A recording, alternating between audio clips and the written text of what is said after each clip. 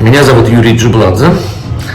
Я, можно сказать, международный правозащитник. Вот. У меня российское гражданство. Я почти всю свою жизнь прожил в России, но очень много моей работы и жизни связано с поездками, командировками и миссиями в разных странах, в том числе в тех городах и странах, где находятся штаб-квартиры международных межправительственных организаций, таких как ООН, ОБСЕ и Совет Европы, например. Вот сейчас я и многие коллеги находимся в Варшаве на ежегодной конференции ОБСЕ, Организации по безопасности и сотрудничеству в Европе, конференции по правам человека, можно так сказать. Но официально она называется конференция по человеческому измерению. И это самая крупная конференция по правам человека в Европе, а может быть даже и в мире. И проходит она каждый год, как я сказал, именно в Варшаве, где находится Бюро по демократическим институтам. И на этих конференциях встречаются и взаимодействуют как представители государств, так и представители гражданского общества, неправительственных организаций, правозащитных организаций из, теоретически из всех 57 стран членов ОБСЕ. Нас с вами волнует сегодня в этом разговоре участие организаций, работающих по ситуации с правами человека в Туркменистане. Понятно, что это, поскольку это самая репрессивная страна в мире, или одна из двух-трех самых репрессивных и закрытых стран в мире, редко, когда удается кому-то приехать изнутри Туркменистана. Бывает, но редко. Я имею в виду независимых активистов, гражданских правозащитников и так далее. Их там вообще мало осталось, и они работают сейчас в ситуации огромного риска. Поэтому вынуждены шифроваться и какими-то окольными путями. Есть проблема в том, что, с одной стороны, очень хорошо и важно, что мы можем встречаться там и наравне, так скажем, общаться, переговоры вести, выступать, передавать материалы, обсуждать с представителями государств, но это одновременно создает риски для тех, кто едет сталкивается с официальной делегацией из авторитарных или диктаторских государств и живет там еще, им встретиться лицом к лицу бывает очень опасно и рискованно. Ладно, Туркменистан удивительным образом, при всей своей репрессивности и диктаторском режиме, очень для правительства, для властей Туркменистана очень важно участие в международных организациях. Если вы посмотрите на выступления Бердымухамедова-старшего, министра Миредова и других людей, они постоянно говорят про особенно важную роль участия Туркменистана в Организации Объединенных Наций, в ОБСЕ. Это прямо больше, чем я, наверное, ни в одном другом правительстве такого не видел, чтобы так много они об этом говорили. Но почему так происходит? Для них очень важно имитировать этот диалог, это участие.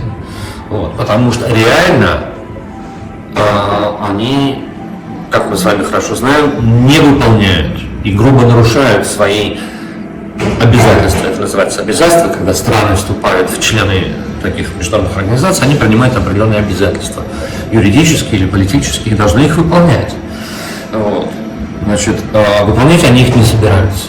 Они грубо нарушают в области свободы слова, запрета пыток, насильственных исчезновений, свободы передвижения и многих других фундаментальных прав и свобод. Но им при этом надо выглядеть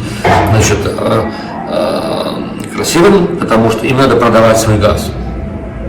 И без доступа к рынкам покупателей своих углеводородов а также какой-то другой зарубежной там, помощи, да, инвестиции, например, в строительную отрасль или какой-то другой, Туркменистан просто станет банкротом очень быстро.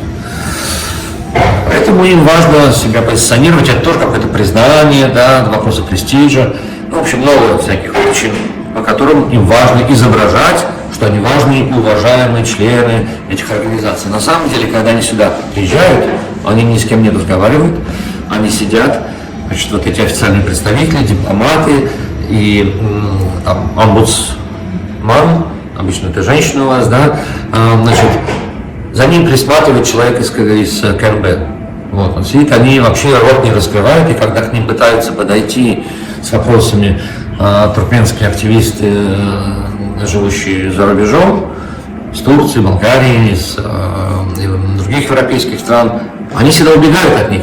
Просто конкретно мы не раз видели, как они физически убегают, значит, чтобы только не попасть на фото или видеокамеру, запрещают, требуют удалить съемку, если кто-то случайно не увидит, что кто-то снял, сфотографировал на видео, снял на видео или сфотографировал. Вот. И произносят, ну, полагается, что каждая страна, делегация каждого государства должна хотя бы один раз выступить там на официальном, значит, заседании, когда они все выступают. Но это всегда очень формальные официальные слова о том, что, значит, мы выполняем все обязательства и мы огромное внимание уделяем гуманитарному сотрудничеству, но это абсолютно пустые пропагандистские речи. А когда их критикуют на этих заседаниях другие государства, демократические, Соединенные Штаты, страны Евросоюза, другие, или гражданские активисты, а у нас там есть возможность наряду с государствами тоже выступать, не только в кулуарах встречаться, но и прямо на заседаниях брать слово и выступать. Вот. И когда на этих заседаниях мы эти вопросы грубейших нарушений прав человека в Туркменистане поднимаем, им в лицо говорим, они всегда страшно пугаются, значит, и отрицают все. Вот. В общем, на моей памяти только, наверное, 2 человека имеют навыки и, так сказать, дипломатические умения ловко достаточно и умело, значит, реагировать на эту критику. Значит, это министр Нередов и его заместитель Веба Хаджиев. Вот я много ездил на разные эти конференции. Они, по крайней мере, что-то могут сказать. Все это тоже ложь. Вот, но, по крайней мере, это выглядит как-то еще более-менее по-человечески. Остальные это все какое-то очень трагикомичное зрелище себе представляет. Теперь вопрос, а зачем все это нужно? Почему мы приезжаем? Почему приезжаем вот мы, хоть я и не туркмен, и не из Туркменистана, но я участник международной кампании правозащитной, которая называется «Покажите их живыми», которая вот с 2013 года, по-моему, до 2014 года мы занимаемся проблемой насильственных исчезновений в туркменских тюрьмах, в тюрьмах Туркменистана. Вы знаете, что это одна из самых тяжелых проблем прав человека, которая используется как инструмент запугивания всего общества. Любой боится оказаться в полной изоляции в тюрьме, пропасть на долгие годы из общения со своими близкими и вообще из внимания кого-либо, не имея доступа ни к врачам, ни к адвокатам, ни к своим родным. И есть целый ряд неправительственных правозащитных организаций из нескольких стран, из России, из Соединенных Штатов, из Европы, которые взаимодействуют с туркменскими правозащитниками, активистами и совместно проводят, значит, кампании, исследования, документируют нарушения прав человека, формулируют свои требования. То есть мы сотрудничаем, работаем вместе. И, конечно, напрашивается вопрос, как бы, да, а какая польза вообще от таких вот совещаний, конференций, есть ли от этого какой-то толк? Особенно учитывая, что режим Бердымухамедова, старшего, теперь и младшего, ну, как бы закостенел в своем авторитарном, диктаторском и одновременно коррупционном виде. вот, и никак не меняется. Знаете, это общая проблема или вопрос, который все правозащитники мира друг другу задают и себе, лично задают и другим, какая есть вообще результативность и польза от моей работы. Потому что у нас, конечно, бывает история успеха, когда удается спасти людей или изменить политику каких-то государств, хотя бы немножко, или добиться раскрытия информации, правды о каких-то страшных вещах, и постепенно эти проблемы удается сдвинуть с места. Вот эта площадка в ОБСЕ, этих совещаний, представляет собой одну из редких, почти уникальных возможностей прямо и открыто формулировать нашу позицию в лицо и туркменским властям, с одной стороны, и вырабатывать совместно, информировать демократические государства, их делегации дипломатов, и сотрудников ОБСЕ, потому что у него есть целый ряд органов или институтов ОБСЕ, как их называют, и предлагать им конкретные, не просто предлагать, а настаивать, требовать от них конкретных действий. Ведь мы с вами хорошо понимаем, что в таких диктаторских закрытых режимах говорить о том, что само общество должно освободиться, это довольно наивное утверждение. Мы это видим и на примере многих стран, и не только Туркменистана. Всегда изменения демократические происходили, когда одновременно происходят какие-то попытки изнутри изменений, или, по крайней мере, запрос на такие изменения, сформулированы изнутри, и идет работа снаружи. Будь то организации диаспоры, мигрантские организации, международные правозащитные организации и правительства других стран, демократических стран, и их организации международные, такие как ОБСЕ.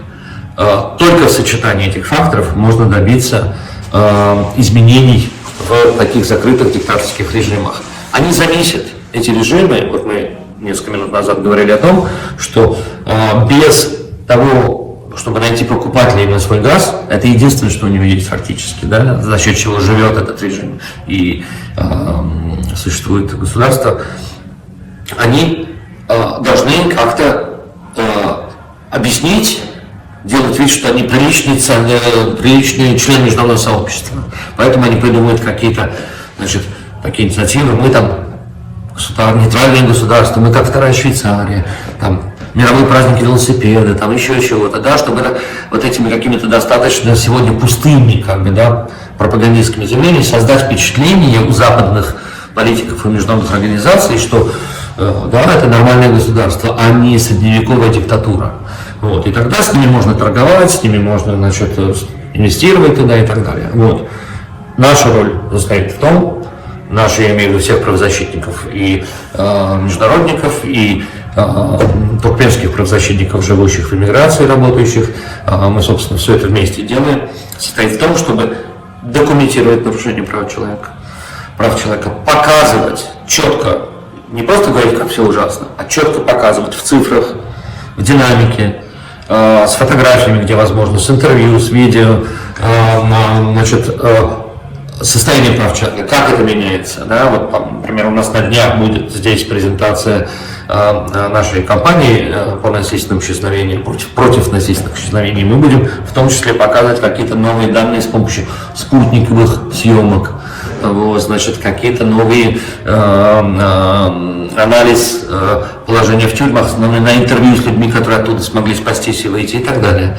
Это все очень важно, потому что тогда дипломаты, которые приходят на эти встречи, это все фиксируют, мы им передаем эти материалы, и они формируют или влияют на позицию своих правительств в своих столицах.